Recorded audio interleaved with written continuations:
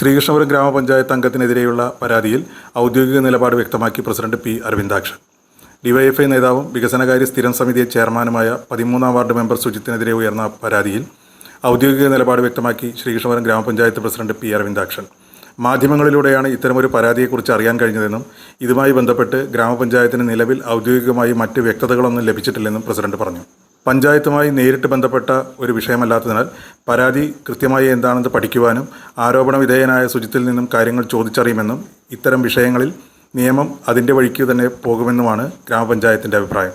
അന്വേഷണ സംവിധാനങ്ങൾ ഏത് രീതിയിലാണോ ഈ കാര്യങ്ങളിൽ ഇടപെടുന്നത് അതിനനുസരിച്ചുള്ള തുടർ നടപടികൾ ഉണ്ടാകട്ടെ എന്നും പ്രസിഡന്റ് കൂട്ടിച്ചേർത്തു. ശ്രീകൃഷ്ണപുരം ഗ്രാമപഞ്ചായത്തിലെ 13-ാം വാർഡ് മെമ്പർ, ഗ്രാമപഞ്ചായത്തിൻ്റെ വികസനകാര്യ സ്ഥിരം സമിതി ചെയർമാൻ കൂടിയായിട്ടുള്ള ശ്രീ സുജിത്തിനെതിരെ ഒരു പരാതി ഉണ്ട് എന്നത് മാധ്യമങ്ങളിലൂടെ മനസ്സിലാക്കാനായിട്ടുണ്ട്. പരാതി സംബന്ധിച്ചുള്ളൊരു വ്യക്തത എന്ത് എന്നത് ഗ്രാമപഞ്ചായത്തിൻ്റെ മുന്നിൽ ഇപ്പോഴും കൃത്യമായിട്ട് മനസ്സിലാക്കാനായിട്ടില്ല.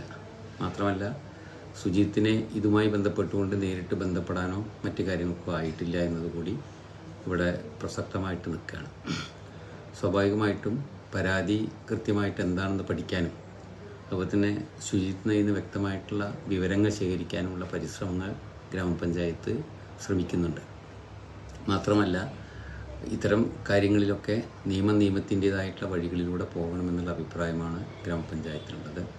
സ്വാഭാവികമായിട്ടും നിയമ സംവിധാനങ്ങൾ ഏത് രീതിയിലാണ് ഈ കാര്യങ്ങളിലെല്ലാം ഇടപെടുന്നതെങ്കിൽ അതിനനുസരിച്ച് കൊണ്ടുള്ള നടപടികൾ നടക്കട്ടെ എന്നുള്ള അഭിപ്രായമാണ് ഗ്രാമപഞ്ചായത്തിന് മുന്നിലുള്ളത്.